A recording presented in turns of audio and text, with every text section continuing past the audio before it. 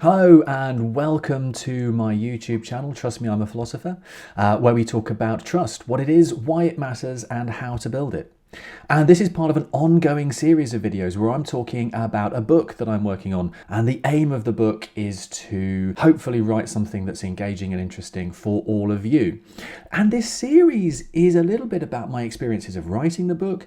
It's about bringing some of those ideas that are going to go into the book to life, to give an opportunity for folks out there to interrogate the ideas that I'm looking to put in, and even suggest other things that I might want to talk about. It's also there for me to share some of the experiences of writing a book.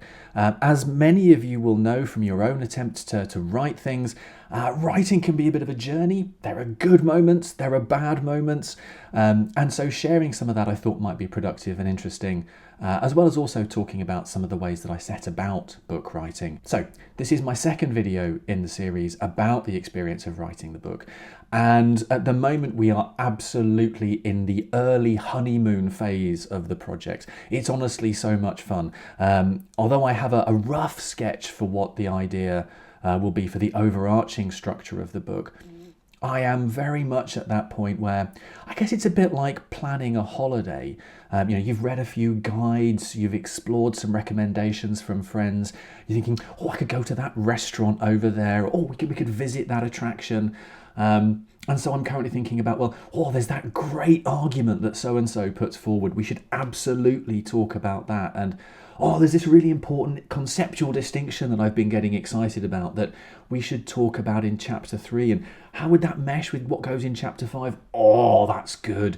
So very much in the exciting honeymoon phase at this stage. I am sure that will change as we get into the hard yards of actually putting words onto a page, but at the moment it's an enormous amount of fun. But one of the specific ideas that I've been looking at and working with over the last week or so is something that's come up in my own view of what trust is, and I think that merits a bit further explanation and exploration. Very roughly, the idea is this. Philosophers often talk about it seeming like there are kind of two notions of trust, and actually one of the themes from the book is there's probably more than two. But we can think about it a bit like this. On the first kind of conception of trust, we'll illustrate it to start with. Imagine that you say something like, I'm trusting the bookshelf to take the weight of the books over my shoulder here. That kind of trust doesn't seem like it's got any kind of moral component to it. So for instance, if the shelf breaks, the books fall, it doesn't seem massively likely that I'm going to morally blame the bookshelf. So there's that kind of notion that we might talk about when we use the word trust that doesn't have a moral dimension. But now think about another kind of a use case for the term trust, where we might talk about something like, and I've used this example before, I might trust my wife to save me the last glass of wine from the bottle. Now, in that case, where I'm trusting my wife to save me the last glass of wine from the bottle, it looks like if she drinks it, then I am going to morally blame her for doing that. And that seems to make this a very different kind of a notion of trust. In the bookshelf case, if the bookshelf breaks my trust, it doesn't hold the weight of the books, no moral blame gets attributed to the bookshelf, despite the fact I'm trusting it. But contrast that to the case of trusting my wife to save me the last glass of wine. Well, if she doesn't do that, I am going to blame her. Now, if those two concepts of trust that were operating in those two different circumstances were one and the same, we shouldn't expect there to be a difference. What some philosophers are inclined to do in response is to say, well, look, in one case, in the bookshelf case, you haven't really got a concept of trust that's operating. Really what you've got is something a bit more like a concept of reliance. You can rely on something without there being any kind of moral overtones. It's certainly different from this rich moral notion of trust. And to illustrate that, we can turn to some work by Catherine Hawley. So in Hawley's brilliant 2014 paper, Trust, Distrust and Commitment, she has the following to say. There is a distinction between trust in a rich sense, trust which can be betrayed, and mere reliance. Distinguishing trust from mere reliance clashes with ordinary usage.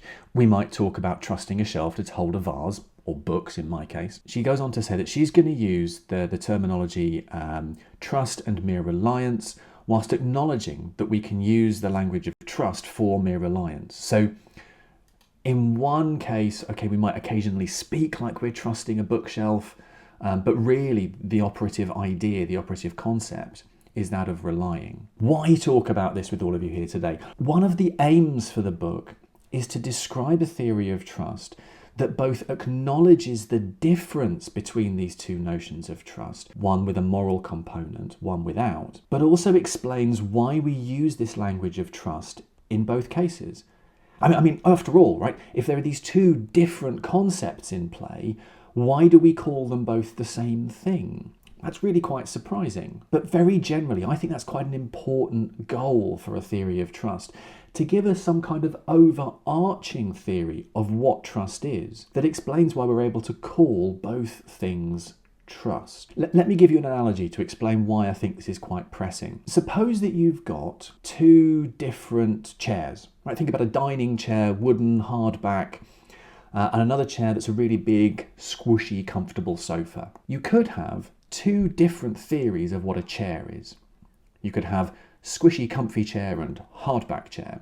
And you could give different theoretical descriptions of what they are, acknowledge that we use the word chair to pick out both of them, but think they're fundamentally different concepts. But that seems kind of bonkers. I think it seems kind of bonkers. And I think it seems kind of bonkers because really when we have this kind of folk theoretical notion of what a chair is, what we're really talking about is something that we use to sit on. We have a single overarching folk internal conception of what it is to be a chair, and we just explain there are different types of it. And well, that idea that there's one overarching idea of trust, and then we get under that these different types of it, that seems to me to be the right way to think about trust, rather than thinking of it as, well, there's trust, which is the rich moral notion, and then we've got this word trust that we also use to pick out cases of mere reliance, but that isn't really, properly speaking, trust. I don't really understand what's going on with that.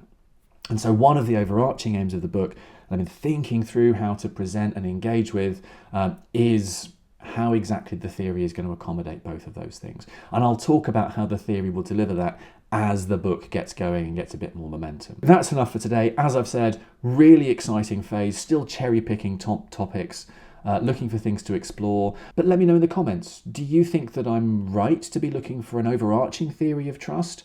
Or should I be accepting that there are just these different concepts in play, they're fundamentally different, we should give a different categorization of each?